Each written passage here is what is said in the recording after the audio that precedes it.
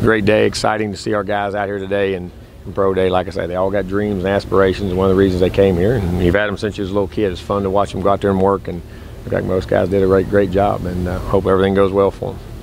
Any idea how many positions Cullen's trying out for today? Well, I mean, he is. Cullen is so versatile. I mean, he played linebacker, but he's a running back. He can catch the ball, special teams. I say he's a very unique talent, and I say his athleticism and ball skills allows him to do a lot of different things.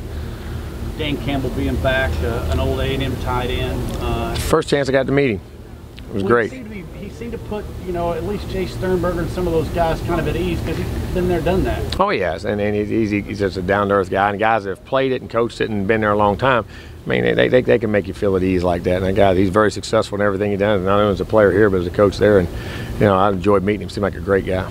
Jimbo, you coach some successful tight ends. So my question, could you project or envision that Jace would have a successful career, say, make a Leary or somebody like that? Oh, I did. I mean, as far as his physical abilities. Now, whether you got to get a guy to come and play at this level and do it, and I mean, how quick he picked it up, and that goes back to him as a young. I mean, not only is he blessed athletically, and but listen, you can't find a better kid. I mean, his work ethic, his toughness, his competitiveness. I mean, and like I said, he always said he was a throwback guy. Should have played in the 70s. Yes, sir. Only thing he ever said, yes, sir, no, sir, and would go harder. I mean, he never knew what, coach, I need a break. I'm going half speed. I'm not, that wasn't him. And very happy for him, and how quick he picked things up, is amazing, in the success he had. Has to help him be over 250, right? Who's that? He's up to 250. Yeah, I think he said 250 or 253 today, which is bad. I can see it in the shoulders and necks. Yeah, but also make sure you don't lose who you are. Because up there now, those tight ends are catching balls. But he he looked like he moved with it very well. Dan Campbell was in a heavy sweat by the time he left. How neat was it to see him get out there and work?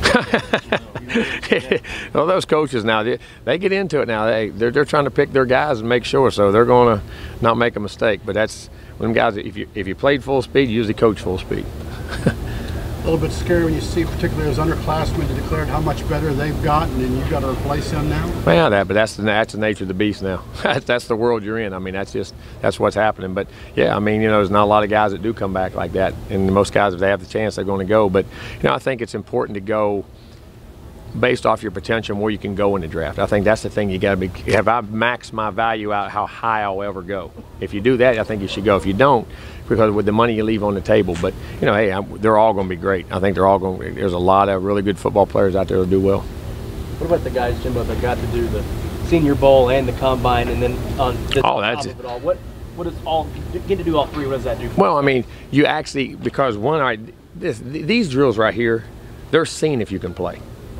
It doesn't mean you can play. When you're at the Senior Bowl and then the Combine's the same way. But you're at the Senior Bowl, you're in pads. You're playing football. There's a Combine guy, and then at the end of the day, they're going back and turn that film on. How'd that guy play? And then you can see, well, maybe he didn't play as well because maybe he's deficient here, or he's really good here. Why didn't he play as good? Or he had it all and he played with it all. You know what I mean? So I think the guys that got to do all those when they got into the pads. And it's you never know a guys like us out here. And I say when I recruit a guy, we have him in camp. Well, I think he's going to be good. But till you ever put him on the field with a helmet and pads, you never know. And I think the guys that got that opportunity is even better. Eric's up to a first-round projection by Mel Kiper Jr. Doesn't surprise me a bit. Doesn't surprise me. I mean, he's got a phenomenal. This guy's got he checks all the boxes, and he's a better person than he is player. Coach, sorry for the swerve a little bit, but Jay Sean, is he just a day-to-day thing? Yeah, he just pulled a hammy. Okay. Yeah, hammy pull. We got to go for day to day, but we'll see. Anything else? Replacing Travion, obviously that's a big task. But guys like Jay Sean, how comfortable are you with that running back? Well, I feel comfortable, but you don't. I say this about great players: you don't ever replace them, but the standards they set the tone for the next group. You know what I'm saying? And those guys understand the standards, and there's not a better guy. Those guys got to watch practice, prepare, play with toughness, play with big situations. I mean, I can't say enough about Travion, and I think what he'll leave is the work ethic and the attitude in which you got to approach practice with every day and how to play. So hopefully that'll pay off for those guys. But I think we still got a good group of backs. I really do, a talented group.